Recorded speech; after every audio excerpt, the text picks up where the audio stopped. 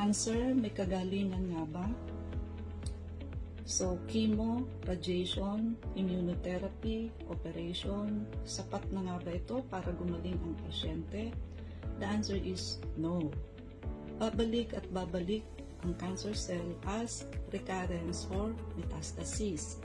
Unless otherwise, matanggal ang gamma or root cause and the microscopic cancer cell, walang permanent cure. And yung total remission na sinasabi na wala ng cancer cell ang pasyente sa katawan, it is just temporary for a few months or years.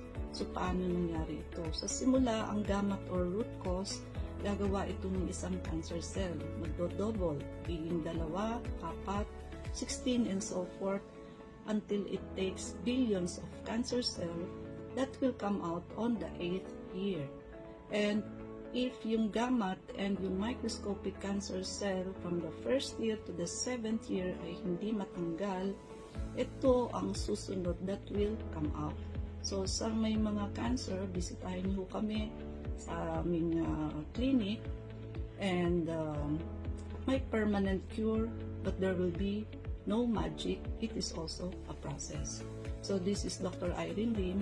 Prevention is better than cure, and health is the best investment.